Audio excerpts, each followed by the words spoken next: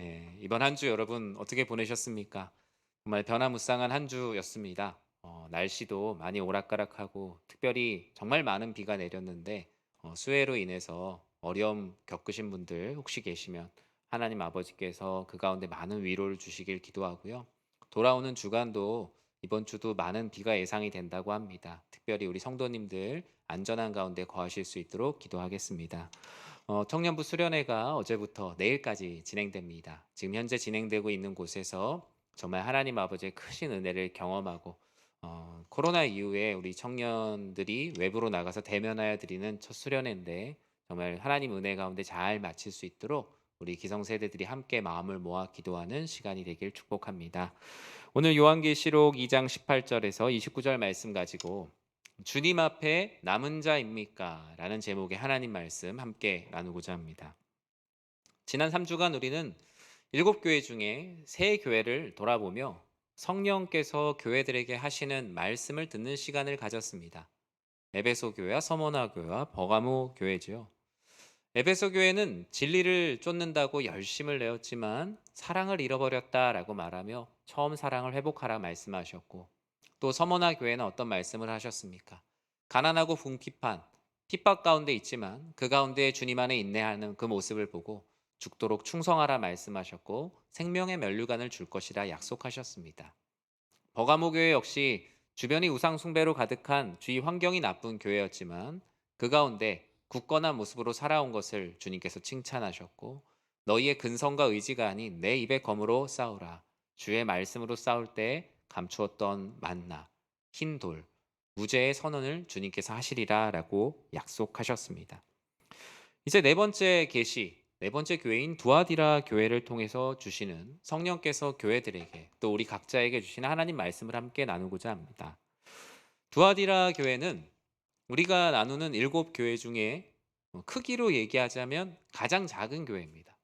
가장 작은 교회고, 우리가 에베소, 서머나, 버가모, 이제 두아디라라는 반환점을 돌아서 사대, 빌라델비아, 라오디게아 순서를 이렇게 보게 될 텐데요. 이 두아디라는 가장 작은 도시고 작은 교회지만 주님께서 아주 특별하게 가장 긴 말씀을 남기셨습니다. 두아디라는 에베소나 서머나 같은 큰 항구 도시도 아니고요. 버가모 같이 높은 지대에 있어서 많은 사람들이 우러러 볼 수 있는 곳도 아닙니다. 다만 두 계곡이 만나는 그 골짜기에 형성된 곳이라고 할까요? 그러다 보니 자연스럽게 상업, 공업, 무역이 발달했습니다. 여러분은 두아디라 지역의 한 사람을 아마 알고 계실 거예요. 나는 모르는 것 같은데 아마 하실 텐데 이름을 얘기하면 아실 거예요. 바로 바울이 사도행전 16장에서 설교하며 예수님을 믿게 하고 세례를 준 자주장사 루디아가 바로 이 두아디라 출신이죠. 이 루디아라는 이름 자체가 리디아 지방의 사람이란 뜻이거든요. 그 리디아 지방 안에 두아디라가 있습니다. 이 두아디라 지역은 선택의 기로에 사람들이 다 놓여 있어요. 어떤 삶을 살아야 될지 마치 정당에 가입하는 것과 같이 한 부류를 좀 택해야 되는데, 대표적으로 그 중에 하나가 로마 황제를 숭배하는 쪽의 당에 좀 속할 거냐. 그러면 좀 삶을 부대끼지 않고 좀 편하게 살 수 있죠. 아니면 그 지역이 섬겨왔던 신, 그 신을 섬기는 우상 숭배 그룹에 내가 좀 들어갈 거냐. 그러면 세소한 삶을 살아가는데 먹고 사는 일에 문제는 없습니다. 그리고 이 지역의 가장 큰 실세, 그것은 바로 상공인 조합, 바로 그들의 상인 조합이라고 말하는 길드였습니다. 이곳에 가입하지 않으면 실제로 경제적인 활동을 한다라는 것은 거의 불가한 상황이죠. 그러나 이 모든 것을 뒤로하고 주님께 남은 자들의 이야기가 두아디라 교회의 말씀에 쓰여져 있습니다. 여러 가지 많은 핍박 가운데 세상을 사랑하여 떠날 수밖에 없는 상황 가운데도 주님 앞에 남은 자들에게 주님은 어떤 모습으로 자신의 모습을 계시하셨을까요? 18절 말씀을 같이 한번 읽어볼까요? 두아디라 교회의 사자에게 편지하라. 그 눈이 불꽃 같고 그 발이 빛난 주석과 같은 하나님의 아들이 이르시되, 아멘. 주님은 하나님의 아들로 이 두아디라 교회에 나타나셨어요. 왜 그랬을까요? 이 두아디라 지역은 신 중의 신, 제우스 신의 아들인 아폴로를 섬기고 있는 지역입니다. 그러다 보니 신과 신의 아들을 섬긴다라는 자부심이 상당히 강한 곳이 두아디라 지역이었어요. 예수님께서 특별히 하나님의 아들로 자신을 거론하신 이유는 너희가 믿고 있는 신과 신의 아들은 잘못된 것이며 진정한 신이신 여호와 하나님과 진정한 신의 아들이신 하나님의 아들 그리스도 예수의 말씀을 너희들이 들어야 된다라고 말씀하시며 진정한 신의 아들 하나님의 아들인 예수님을 어떻게 표현합니까? 그 눈이 불꽃 같다라고 말합니다.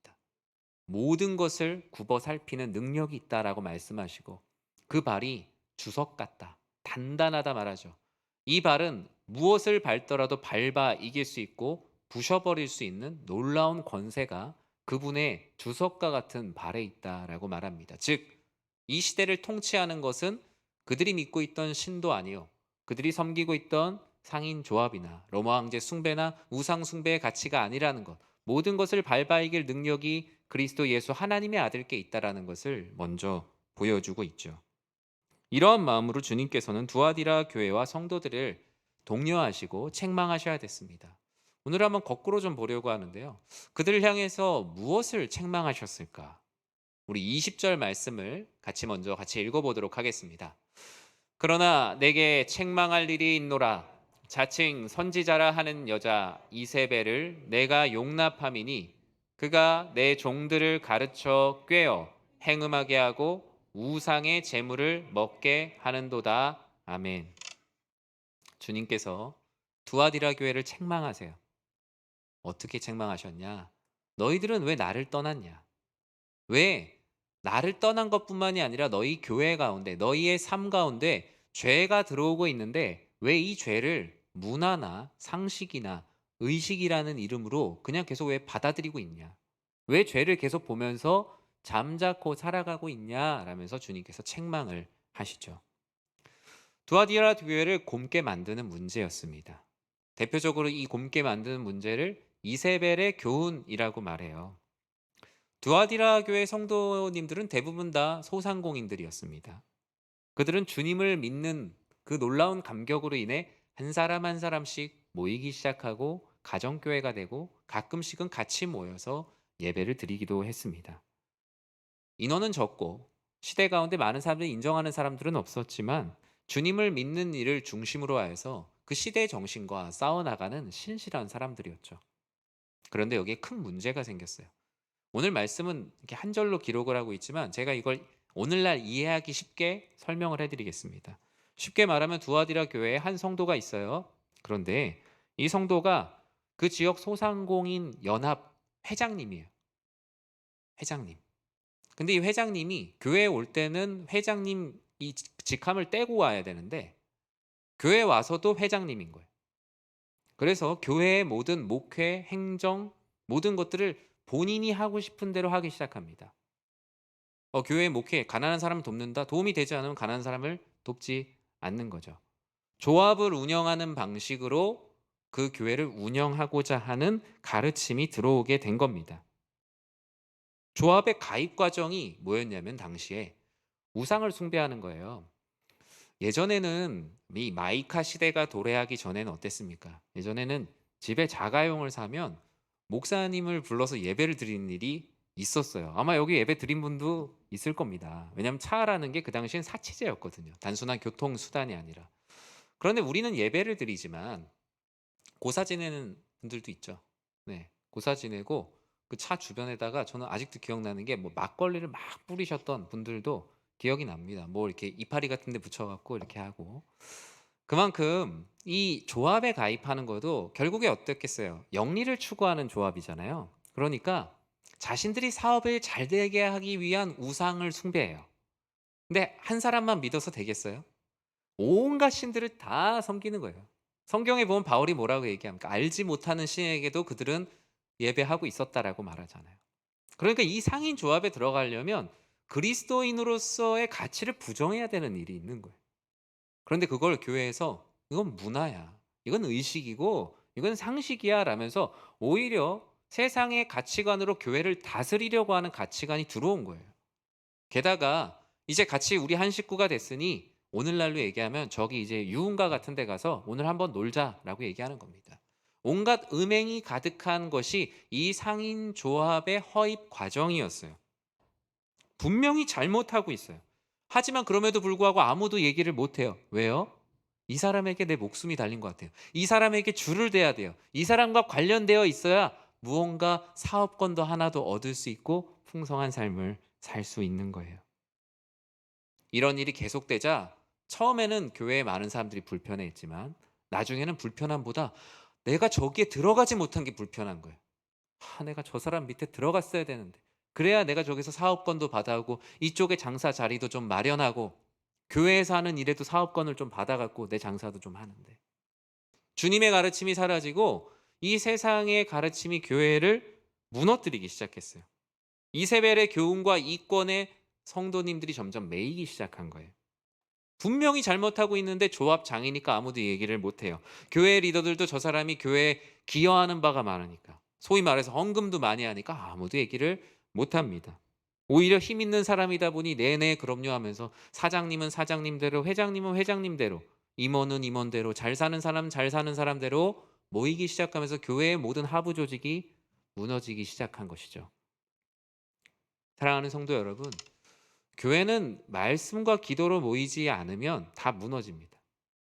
기호대로 모이고 지역 출신대로 모이고 내가 성격 비슷한 사람들끼리 모이면 결국에 교회의 교회됨은 무너집니다. 친목은 남아요. 그런데 교회의 교회됨은 무너져요. 성도의 사랑과 교제, 하나님의 말씀으로 우리의 제일 기초되는 구역이라든지 뭐 교사 모임이라든지 가정 모든 것이 그렇게 모이지 않으면 자연스럽게 이세벨의 교훈을 시대의 상식으로 받아들이게 됩니다. 만약에 주님의 말씀보다 세상의 방법으로 교회가 운영이 된다면 어떨까요? 사업의 파트너로 성도님들이 다 연결이 된다면 어떻게 될까요? 교회의 모든 사역은 사업이 됩니다. 사랑은 사업을 위한 소위 말해 속된 말로 친목질이 되죠. 구역은 각각의 이익을 추구하기 위한 분쟁을 일으키는 분당이 되고 믿음이라는 것 또한 내 사업을 잘 되게 하기 위한 수단, 그 우상 숭배에 불과하게 됩니다. 교회라는 이름이 있지만 실제로 그 조직의 본질은 남아있지 않게 되는 거예요. 그런데 아무도 이세벨의 가르침을 탓하는 이들이 없는 거예요. 그래서 예수님께서 그것을 책망하고 있는 거예요. 너희는 지금 교회가 교회답지 않게 가고 있는 것을 보고 있는데 왜 어느 누구도 그리스도인으로 담대히 말하지 않냐? 왜 그 죄를 다 그냥 용납하고 있냐라는 거예요. 왜 그렇게 그들이 아무 말하지 않고 있습니까? 힘이 없어서이기도 했지만 이미 그 안에서 이세벨의 교훈은 주류가 되었고 거기서 누리고 있는 게 이미 너무 많아진 거예요. 결국 주님의 책망은 이거예요. 너희는 왜 나를 믿는다고 하면서 이세벨의 교훈을 말하는 자에게 너희의 인생이 달렸다라고 거기를 쫓아다니냐? 그것이 왜 성공이라고 생각하느냐라고. 왜 나는 너희를 세상을 다스리라라고 얘기하는데 왜 자꾸 가서 다스림을 받고 오냐는 거예요. 가서 주인된 삶을 살라라고 얘기하는데 왜 가서 거기서 노예로 끌려다니냐. 그리스도인이라는 것이 담대하게 왕의 자녀로 살아야 되는데 왜 세상의 노예로 살아가고 있느냐. 주님께서는 땅의 다스림의 권세에서 벗어나지 못하는 이들을 안타까워 하셨던 거예요. 그렇다면 제가 계속 이세벨, 이세벨 하는데 왜 이세벨이 도대체 누구길래? 지난 우리 버가모 교회의 말씀을 나눌 때 발람의 교훈을 따랐다라고 말하죠. 발람이 버가모 교회에 있었던 건 아니에요. 발람이 얘기한 교훈과 같은 가르침이 버가모 교회에 있었다는 거죠. 오늘 본문도 마찬가지입니다. 두아디라 교회에 이세벨이라는 이름을 가진 사람이 와서 흩트린 게 아니라 거기서 현재 진행되고 있는 주님께서 보실 때 악한 모습이 마치 이세벨과 같았다는 거예요. 그럼 이세벨이 누군지를 알아야 되잖아요. 이세벨은 구약의 악한 왕 아합의 아내입니다. 뭐 악한 왕 하면 여러분 기억나는 왕들 이렇게 많이 있으시지만 그 중에 그냥 아합 왕은 대부분 그래도 많이 아시는 왕일 거예요. 왜냐하면 엘리야랑 직접적으로 싸우면서 이름이 많이 나왔거든요. 이 아합 왕의 아내인데 이세벨의 특징은 왕은 아닌데 왕 노릇하는 대표적인 인물입니다. 왕은 아니고 사실 다른 왕들은 그 부인의 이야기가 거의 없거든요. 근데 아합 왕의 아내 이세벨은 왕보다 더 왕 노릇하는 인물이었기 때문에 성경에서 특별히 많이 기록을 하고 있습니다. 두아디라 교회를 향해 주님은 이와 같은 때 이세벨을 기억하라고 말씀하셨죠. 작은 누룩이 빵을 부풀리는 것처럼 작은 죄를 묵인하면 공동체 전체가 죄로 물든다는 것, 신앙의 순결함이 깨진다는 것을 기억하라고 주님께서 말씀하십니다. 만약에 교회 안에 이단의 잘못된 가르침이 들어왔다면 어떻게 해야 됩니까? 저 사람이 그냥 나랑 친하니까, 그냥 우리 오래 지내왔으니까 그냥 놔두자. 주님은 우리에게 권징이라는 수단을 주셨어요. 사랑을 기반으로 한 인격을 존중하는 상태에서 그 사람의 죄가 죄라는 것을 정확히 가르쳐 주는 게 사랑입니다. 세상의 방법대로 교회를 운영하려고 하는 일이 있다면 여러분들은 적극적으로 그 일을 막고 성도로서의 의견을 내야 되죠. 그것이 뭐예요? 공동의회고 재직회입니다. 공동의회나 재직회라는 회의의 수단이 없다 하더라도 목회자를 찾아가든 교회 여러분들이 교인의 대표로 법적으로 세운 장로님들을 찾아가서 교회가 교회된 모습으로 온전하게 될 수 있도록 의견을 피력해야 돼요. 가만히 있는 게 좋은 성도의 모습이 아니라 잘못된 것들을 심지어 저에게도 와서 얘기해 주셔야 그게 참된 성도의 삶이에요. 죄를 용납하지 않는 것이죠. 그런데 죄를 용납하고 타협하는 것을 멈추지 않을 때 주님께서 말씀하신 것이 있습니다. 오늘 본문에서는 이세벨의 교훈과 이세벨의 교훈을 따르는 자들이 회개하지 않으면 고통의 침상에 던져버리겠다라고 말해요. 왜 하필이면 수많은 표현들이 있는데 던져버리겠다라는 표현을 쓸까요? 그거는 이세벨을 알고 있으면, 이세벨의 결말을 알고 있으면 이 의미를 알 수 있죠. 악한 왕 아합의 아내 이세벨이 어떻게 죽었는지 아십니까? 성경에서 기록을 하고 있죠.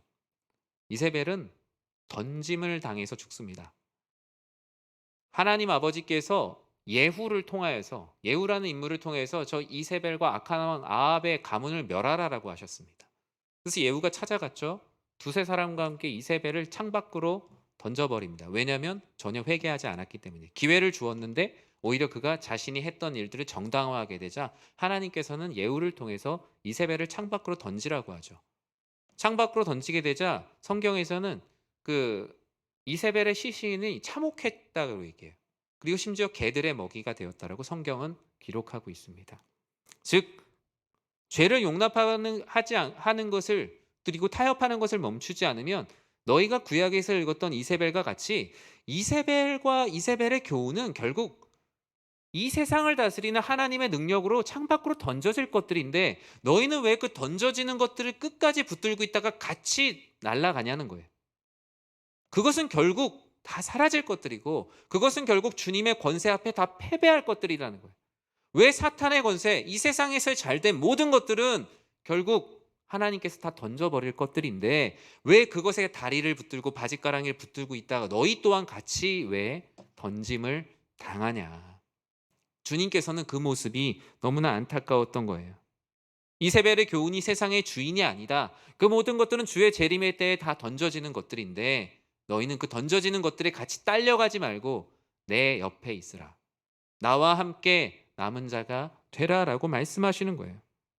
그러면서 주님께서는 끝까지 주님의 이름을 붙들고 있었던 사람들에게 칭찬을 하시죠. 19절에 무엇이라고 말씀합니까? 같이 한번 읽어볼까요? 내가 내 사업과 사랑과 믿음과 섬김과 인내를 아노니 내 나중 행위가 처음 것보다 많도다. 아멘. 말씀은 어렵게 써 있지만 쉽게 얘기하면 나중 행위가 처음 행위보다 많다. 너는 성장하고 있다. 너는 처음에 나를 만났을 때보다, 너는 그리스도 예수를 처음 믿었을 때보다 날마다 나아지고 있다. 사실 그들은 날마다 나아질 수가 없어요. 주님 앞에 남은 자들은 너무나 많은 것을 포기해야 됐기 때문이에요. 두아디라의 상인 조합에 들어가지도 않고 그들에게 충성하지 않으면 그들의 삶이 세상 사람들의 시선으로 봤을 땐 절대 성장할 수 없어요. 왜냐하면 장사를 하고 싶은데 할 수가 없어요. 하면은 당신 어디 소속이냐? 다 자리 빼줘야 되죠. 세금 더 많이 내야 됩니다. 그리고 로마 정부와의 분쟁이 생겼을 때 아무도 분쟁을 해결해 주지 않습니다. 조합원들끼리만 서로 물건을 사고 팔기 때문에 이 안에 들어가지 않으면 영리 활동이 되지 않아요. 그럼에도 불구하고 주님께서 너희가 전보다 훨씬 나아졌다. 그들은 그 말씀의 의미를 잘 이해하지 못했어요. 그런데 한번 곰곰이 생각해 봤어요. 나를 돌보기에도 바쁜데, 나 먹고 살기에도 바쁜데 내가 그리스도인이란 사실을 잊지 않고 지금까지 살아왔는데, 지금까지 온 것이 다 주님의 은혜구나. 내가 이전보다 잘 몰랐는데 주님을 더 사랑하고 있구나. 믿는 사람이든 믿지 않는 사람이든 만나는 사람들에게 복음을 전했고, 그들 가운데 몇 사람이 주님께로 돌아온 걸 보면, 아, 내가 이전보다 조금 더 주님을 더욱더 사랑하고 복음을 전하고 있었구나. 말씀을 가르치고 교리를 수호하고 초신자들이 또 예수를 그리스도로 신앙할 수 있도록 내 주변에 있는 사람들에게 목양적인 섬김을 내 자리에서 잘 해오고 있었구나.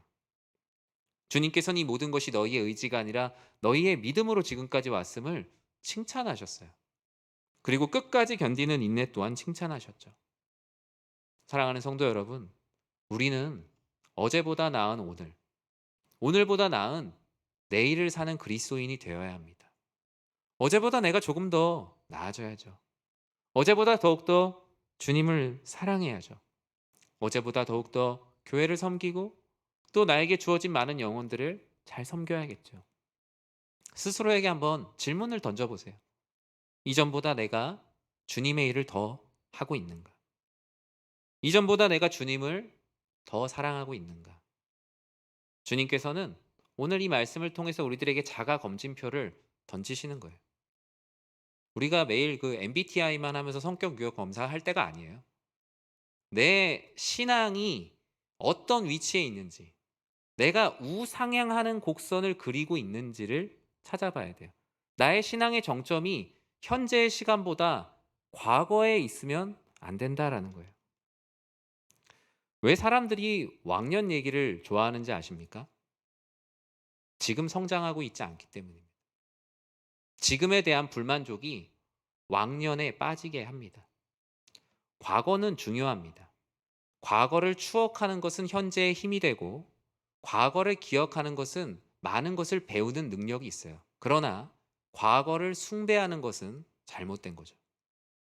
근데 왕년을 생각할 때 우린 단순한 기억과 추억이 아니라 왕년을 숭배하고자 하는 경향이 있다라는 거예요.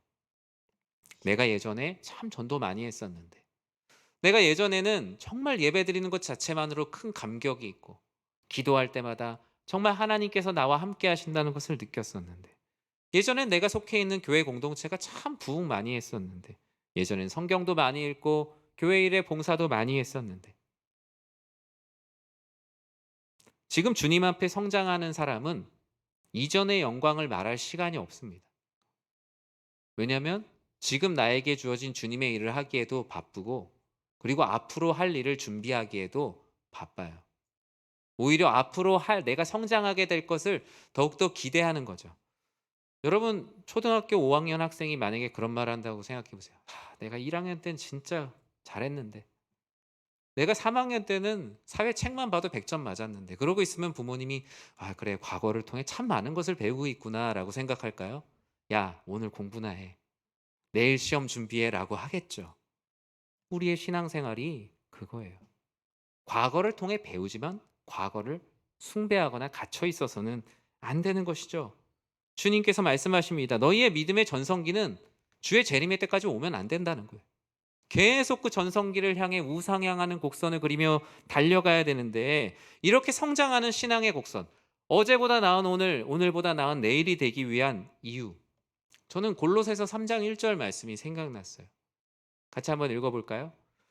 그러므로 너희가 그리스도와 함께 다시 살리심을 받았으면 위의 것을 찾으라. 아멘. 예수님을 믿었으면 이제는 땅의 것에 매이지 말고 위의 것을 찾으라. 예수님을 믿는다라는 것은 땅의 백성이 되는 게 아니라 하늘의 백성이 되는 것이니, 이제는 땅에서 어디에 속하지 못해서 슬퍼하거나 거기에 그 교훈을 따르지 못해서 바짓가랑이 붙드는 삶을 살지 말고 위의 것을 찾으라는 거예요. 위의 것을 찾는 삶을 살 때만 신앙은 우상향하는 곡선을 그리게 돼요. 땅에 영생이 있다고 생각하는 이들의 조합을 원칙을 따르지 않고, 오히려 그 사람들이 생각할 때는 시간 낭비 같아 보이고 피곤해 보이고 아무 대가 없는 희생과 같은 그리스도 예수를 믿는 삶, 그 위의 것을 찾는 삶을 사는 것이 우리의 신앙생활의 우상향을 그리는 곡선을 만들어내는 거예요. 오직 우리를 위로하시는 위로는 위로부터 오는 거예요. 위에서부터 오는 것이 바로 이 땅 가운데 하나님의 은혜를 누리는 삶이 되는 겁니다. 저는 이곳에 계신 모든 성도님들이 그 왕년의 영광을 숭배하는 자들이 아니라 어제보다 나은 오늘, 오늘보다 나은 내일을 향해서 그 위의 것을 향해서 달려가는 주의 모든 백성들 되길 진심으로 축복합니다. 주님께서는 한 가지 칭찬을 더 하셨어요. 24절 상반절에 보면 다음과 같은 말씀이 있습니다. 같이 한번 읽어볼까요? 두아디라에 남아있어 이 교훈을 받지 아니하고 소위 사탄의 깊은 것을 알지 못하는 너희에게 말하노니 아멘. 두아디라에 남아있는 자들, 그리고 이세벨의 교훈을 받지 않은 자들, 그리고 사탄의 깊은 것을 알지 못하는 자들, 즉 사탄의 깊은 것을 알기를 스스로 포기한 사람들을 주님께서 칭찬하셨다라고 말하죠. 이세벨의 교훈을 받지 않고 주님 앞에 남은 자들입니다. 사탄의 깊은 것을 알기를 스스로 거부하고 로마서 16장에 있는 말씀처럼 선한 일에는 지혜로우려고 하고 악한 일에는 오히려 미련하려고 하는, 오히려 세상 사람들로부터 미련하다는 소리를 듣기로 자청한 이들을 주님께서 축복하시고 칭찬하셨어요. 이 거친 세상에서 실패자로 낙인 찍힐지라도 오직 주님의 십자가, 그 은혜를 붙들고 나아가는 이들, 성도의 짐을 진 남은 자들을 주님께서 칭찬하신 것입니다. 주님께서 그들을 향해 24절 하반절에 뭐라고 얘기하셨냐면요, 다른 짐으로 너희에게 지울 것이 없다라고 말합니다. 이세벨의 교훈을 따르지 않고 주님 앞에 남은 자들에게 너희는 충분히 나의 짐을 지고 있구나. 너희는 내가 너희에게 더 이상 짐을 지워줄 것이 없다. 너희는 이미 나의 이름으로 최선을 다해서 살아가고 있으니 너무나 너희를 칭찬하지 않을래야 않을 수가 없다라는 거예요. 다른 짐을 더 이상 질 것이 없다. 주님께서 그리스도인들에게, 주의 제자들에게 주시는 최고의 칭찬이에요. 주님께서 여러분을 향해서 그렇게 칭찬한다면 어떻겠습니까? 너는 나의 이름을 위해서 충분히 십자가를 지고 가고 있구나. 너는 나의 이름을 위해서 나를 충분히 예배하고 있구나. 너는 나의 이름을 사랑하여 하나님 안에서 이 세상의 어리석은 자로 살아가는 것을 부끄럽게 여기지 않고 살고 있구나. 내가 너를 칭찬한다. 너무나 충분하다. 저는 우리 교회 모든 성도님들이 이와 같은 칭찬을 갈구하고 주의 재림의 때에 착하고 충성된 종이라는 칭찬을 받는 모든 백성들이 되길 진심으로 축원합니다. 주님께서는 주님 앞에 남은 자들에게 축복을 하십니다. 26절에 뭐라고 말씀합니까? 같이 한번 읽어볼까요? 이기는 자와 끝까지 내 일을 지키는 그에게 만국을 다스리는 권세를 주리니. 아멘. 주님 앞에 남은 자들에게 주님은 만국을 다스리는 권세를 주신다라고 약속하셨어요. 그들은 이 말씀이 뭔지 이해하지 못했을 거예요. 우리가 어떻게 다스리지? 우리는 매일 다스림을 받는 존재 아닌가? 그런데 그리스도인은 다스림을 받으며 다스리는 존재입니다. 예수 그리스도께 다스림을 받으며 이 땅을 다스리라. 하나님의 자녀에게 주시는 만국을 다스리는 권세가 그리스도인들에게 있습니다. 그러나 많은 사람들은 이세벨의 교훈과 가르침에 매여서 종노릇하며 살아갑니다. 왕노릇하는 것 같으나 실상은 죄의 종노릇하는 삶. 그러나 주님 앞에 남은 자들은 이 세상에서 어리석은 자라고 말하지만 결국 만국을 다스리는 권세를 주신다라는 거예요. 늘 지배당하고 착취당하고 통제당한다는 생각에 짓눌려 있던 삶이 만국을 다스리게 하리라는 하나님의 자녀된 권세의 말씀을 듣는 순간 그들의 마음은 눈 녹듯이 녹아내렸을 것입니다. 주님께서는 28절에 한 가지 약속을 더 하셨어요. 같이 한번 읽어볼까요? 내가 또 그에게 새벽 별을 주리라. 아멘. 주님은 주님 앞에 남은 자에게 새벽 별을 주리라 라고 약속하셨습니다. 새벽 별은 예수님이에요. 만국을 다스리는 권세가 하나님의 자녀된 권세를 얘기한다면 새벽 별을 주리라 라는 것은 주님 앞에 남은 자들과 내가 너희와 늘 함께하겠다. 내가 너희와 동행하겠다라는 임마누엘의 약속이에요. 이 시대가 어두워 보이고 아무것도 보이지 않는 그 까만 밤하늘 가운데 내가 너희의 새벽별이 되어 너희를 밝히고 너희의 길을 인도하겠다라고 약속하세요. 너희의 희망이 되겠다라고 말씀하시며 내 옆에 남은 너희들은 실패자가 아니다.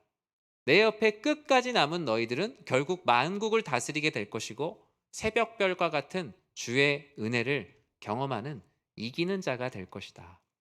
마지막에 이기는 사람이 이기는 것이다라는 주님의 놀라운 은혜를 부어주셨습니다. 오늘은 앞서 장로님께서 기도하신 것처럼 광복절 하루 전날이죠. 광복 역시 일본 제국주의의 통치 가운데 그들의 권력의 조합과 야합에 함께하지 않은 민족의 정체성 가운데 남은 이들을 통하여서 해방을 이루셨습니다. 광복의 빛을 비추어 주셨죠. 그 또한 오늘 말씀과 비견하여 기억할 수 있을 것입니다. 그 시대를 덮고 있는 시대 정신, 패배주의, 그리고 그 시대가 숭배하고자 하는 천황 숭배의 모든 것들을 뒤로하고 재물을 뒤로하고 이 민족의 정말 역사에 남는 사람으로 남기 원하는 희생하는 이들로 인해서 친일을 거부한 이들을 통해서 우리는 지금 자유로운 세상 가운데 살아가고 있습니다. 사랑하는 성도 여러분, 이 시대가 말하는 성공의 교훈을 따르지 않는다고 너무 슬퍼하지 마세요. 내 집값 좀 안 오른다고, 내가 좀 재물을 못 모은다고, 좋은 대학을 못 갔다고, 또 세상에서 부러워하는 사람이 못 됐다고 절대로 실망하지 마세요. 거기에는 우리를 구원하는 능력이 없습니다. 그것은 그냥 이 땅 가운데 있다가 사라질 일들이에요. 만약에 그런 것을 주셨다면, 그런 위치를 주셨다면, 그런 재물을 주셨다면 그 자리에서 그 재물을 가지고 하나님의 영광을 위해 무엇을 할 것인가 어쩌면 더 많은 고민을 해야 됩니다. 더 많은 숙제를 가지게 된 거예요. 나에게 자랑하라고 주님께서 주신 것이 아니라 너는 이만한 지위를 주고 이만한 재물을 주고 이만한 명예를 주었으면 나를 위해 어떤 더 큰 일을 하겠냐고 주님께서 더 많은 숙제를 내준 거기 때문에 더 많이 기도하시고 더 많이 엎드려야 하는 것입니다. 주님께서는 성공을 보장하는 조합에 들어가지 못했다고 두려워하거나 슬퍼하지 말라고 하세요. 많은 사람들한테 가면은 오히려 그리스도인들이 조롱받을 때가 있죠. 지금 그렇게 신앙생활 할 때냐? 열심히 나가서 돈 벌어야지. 열심히 나가서 자녀들 공부시켜야지. 아방 때 선지자 엘리야도 그랬습니다. 엘리야가 바알과 아세라 선지자들과 대결할 때 하나님께 솔직히 기도합니다. 하나님, 저밖에 없습니다. 주님, 저만 홀로 남았습니다. 라면서 심지어 2번을 기도합니다. 그만큼 외로움을 느꼈다는 거예요. 하나님을 믿으면서도 인간적인 고독함과 내가 이렇게 세상을 사는 게 맞나? 세상 사람들이 나를 어리석다 하는 정도가 아니라 나를 죽이려고 하는 정도인데 이렇게 사는 것이 맞나? 근데 그때 주님께서 엘리야에게 말씀하셨죠. 너는 혼자가 아니다. 바알에게 무릎 꿇지 않은 사람이 7천 명이나 더 있다. 많은 사람들이 너와 같이 살고 있다. 주님께서 말씀하세요. 저는 우리 교회가 바로 그런 교회가 되길 진심으로 축복합니다. 이 세상의 교훈을 따르다가 실패한 사람들일지라도 때론 거기에 낙심한 분들, 두려워하는 분들, 걱정하는 모든 이들이 나와 함께 주님 앞에 남은 자들이 있구나. 교회에 올 때마다, 소그룹으로 모일 때마다, 가정에서 모일 때마다 그 모든 모임이 주님 앞에 남은 자들의 거룩한 모임이 되기를 진심으로 축복합니다. 그러할 때 주님께서는 너는 혼자가 아니다. 새벽별처럼 내가 너와 함께하고 있고 내가 택한 백성들이 곳곳에 있으니 너는 두려워하지 말아라. 주님 앞에 남은 자의 사명을 감당하여 마지막 때 주님께서 주시는 놀라운 축복을 누리는 우리 사랑하는 모든 성도님들 되시길 주님의 이름으로 축원합니다. 기도하겠습니다.